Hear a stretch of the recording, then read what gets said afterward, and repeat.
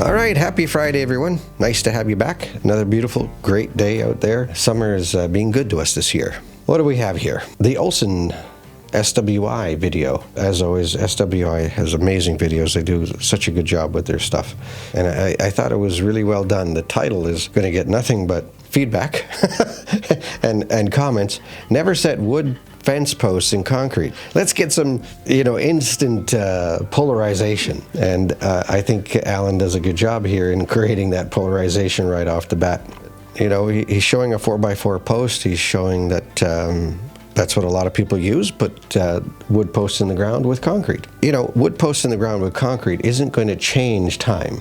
You can't stop time, but you can slow things down. And setting it in concrete or pounding it in the ground, if you have the opportunity to pound a post in the ground, it's always going to be better. It's always going to be stronger than drilling a hole and putting it in concrete. But in most subdivisions, in most areas, you can't be pounding posts in the ground. So concrete is the normal setting process, and whether that's a dry pack or whether that's wet, either one will work. The key is getting it at the right depth in where you're located in the world. You want to put it at the depth necessary based on the frost line and the rest of it.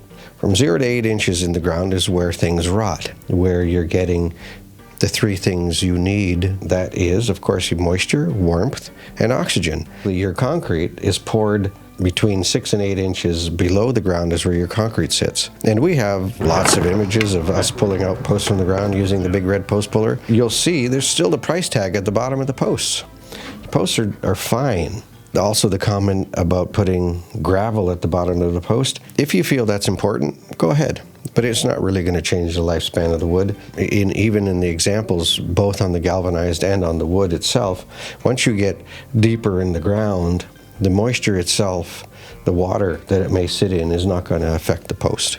New treatments on the wood aren't what they used to be. They removed a lot of that arsenic. You're not getting that same depth of treatment. Instead of lasting 15, 20 years, is now sometimes 7 to 10 years, 7 to 12 years. Alan is right on all of those points. So what do? Well, there's all kinds of homemade ideas. Of course, Fence Armor creates a RotGuard, and it's specifically designed to cover that area of wood that is going to be prone to rot. And by doing that, like I said, you can't stop time, but you can certainly slow it down and to give your posts a fighting chance to survive it being in the ground for that many years. Are steel posts better? Steel posts are different. I think they're easier. Certainly pounded posts clad like a KingPlus style fence. You can now design a fence with a premium look and feel with a KingPlus style post, and yet still have the longevity of a steel post that might last 50 years, 100 years. And also, if you can pound in a steel post, that's certainly going to be a lot easier and a lot cleaner than it would be to drill holes and so forth. But ultimately, in a lot of areas, you have no choice but to do that, and wood posts are still spec'd. Certain areas and certain neighborhoods and certain specifications, that's just what it is. But a steel post inherently, something better than a Schedule 40 pipe that's galvanized, is going to last great. They're going to look great, and you can make it look like a wood post. The U-channel posts, you basically are kind of pigeonholed into a general style that doesn't look like posts in the ground at all. In fact, it may look like more of a stockade style. But will it last a long time? I think it will.